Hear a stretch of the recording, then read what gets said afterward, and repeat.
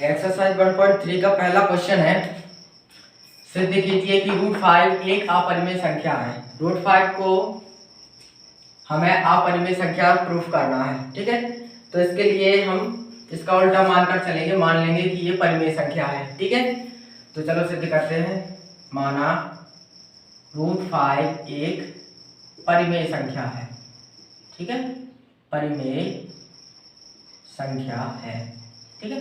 परिमेय संख्या है तब क्या होगा, इसको √5 को क्या कर सकते, P/Q के रूप में लिख सकते। ये समीकरण फर्स्ट, √5 = P/Q, जहां P और Q पूर्णांक है एवं Q0 = 0, ठीक है, तथा P और Q के उभयनिष्ठ गुणनखंड नहीं है, ठीक है। उभयनिष्ठ गुणनखंड नहीं है, ठीक है, उभयनिष्ठ गुणनखंड नहीं है। उभयनिष्ठ गुणनखंड मतलब कॉमन फैक्टर इसके नहीं है, ठीक है। इसको आगे सॉल्व करेंगे समीकरण 1 से। ये तो हमने पूरा वो परिमेय संख्या की परिभाषा से लिख दिया। √5 जब परिमेय संख्या मान लिया तो इसको P/Q के रूप में लिख ही सकते हैं, और P और Q पूर्णांक होते हैं, Q0 = 0, और P और Q के उभयनिष्ठ गुणनखंड नहीं है, ठीक है।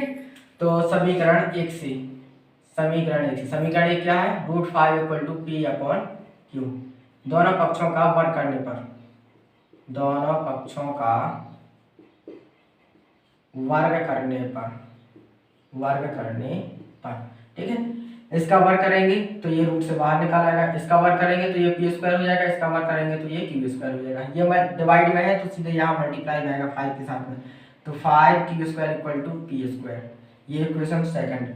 अब यहाँ देखना है, यहाँ देखेंगे कि 5 का और Q² का मल्टीप्लाई करने पर क्या मिलता है, P² मिलता है, ठीक है। 5 का और Q² का मल्टीप्लाई करने पर क्या मिलता है, P² मिलता है। तो क्या होगा कि 5 P² को विभाजित करेगा कि नहीं करेगा, चूंकि 5 P² को विभाजित करता है।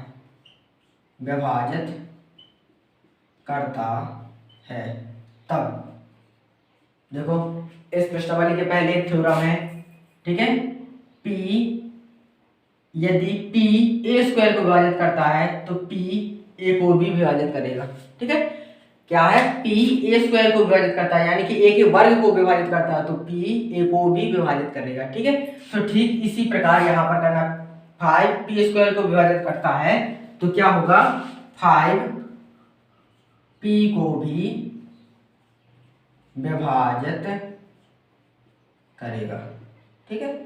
जब विभाजित करेगा तब क्या होगा, तब इसका P का एक गुणनखंड होगा 5, ठीक है। अतः 5 P का एक गुणनखंड होगा, यह है, ठीक है ये। मान लेंगे, माना P = 5 के एक तो गुणनखंड मिल गया हमें, ठीक है। तो 5 गुणनखंड मिल गया, यानी कि 5 और k का मल्टीप्लाई करने पर हम मान लेंगे कि P प्राप्त होता है। तो P = 5 के मान लेंगे, सपोज कर लेंगे। तो ये वैल्यू रखेंगे P = 5 की समीकरण 2 में, ठीक है। तो इसमें लिखेंगे समीकरण 2 में, ठीक है, P का मान रखने पर, ठीक है। यहाँ P की वैल्यू रखेंगे इस वाले इक्वेशन में, तो 5Q² कितना हो जाएगा, 5k का होल स्क्वायर, यानी कि 5Q² = 25k², इतना हो जाएगा, ठीक है। इसको और आगे सॉल्व करेंगे, ये मल्टीप्लाई में सीधे यहाँ डिवाइड में जाएगा, यानी Q² = 25k²/5, 5 से डिवाइड करेंगे तो आएगा 5Q² = 5k², ठीक है। अब क्या करेंगे, जो कल्पना हमने यहाँ पर की थी बिल्कुल वैसी ही कल्पना यहाँ पर करना है कि 5 का k² का मल्टीप्लाई करने पर क्या मिलता है, Q² मिलता है। तो ये इसको डिवाइड भी करेगा कि नहीं करेगा, तो यहाँ लिखेंगे चूंकि 5 Q² को विभाजित करता है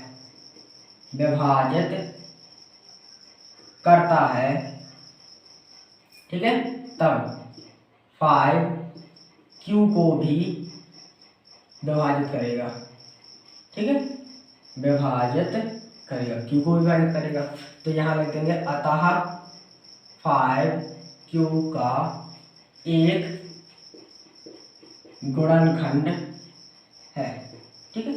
तो देखो 5 हमें Q का भी गुणनखंड मिल गया और 5 हमें P का भी गुणनखंड मिला था पहले, ठीक है। तो क्या होगा, 5 जो है P और Q दोनों का गुणनखंड यानी कि उभयनिष्ठ गुणनखंड बन गया। इस प्रकार P और Q का एक उभयनिष्ठ गुणनखंड, उभयनिष्ठ गुणनखंड 5 प्राप्त होता है, यानी 5 प्राप्त होता है, ठीक है। 5 मिल गया हमें उभयनिष्ठ गुणनखंड। और हमने यहाँ देखो क्या माना था, P और Q के उभयनिष्ठ गुणनखंड नहीं है, और जबकि हमें उभयनिष्ठ गुणनखंड मिल गया, ठीक है। उभयनिष्ठ गुणनखंड मिल गया तो जो कि विरोधाभास है, जो कि विरोधाभास है, विरोधाभास है, ठीक है, हमारी कल्पना का विरोध कर रहा है। अतः हमारी कल्पना गलत है, अतः हमारी कल्पना गलत है, ठीक है, हमारी कल्पना गलत है, हमारी कल्पना गलत है। हमने कल्पना क्या की थी, कल्पना ये की थी कि माना √5 एक परिमेय संख्या है, ठीक है। तो लिख देंगे इस प्रकार √5 एक परिमेय, अपरिमेय, जब परिमेय तो है नहीं तो अपरिमेय होगी, अपरिमेय संख्या है। बस यही हमें प्रूफ करना था और ये प्रूफ हो गया, ठीक है। बिल्कुल सिंपल क्वेश्चन है, कोई कठिन नहीं है उसमें।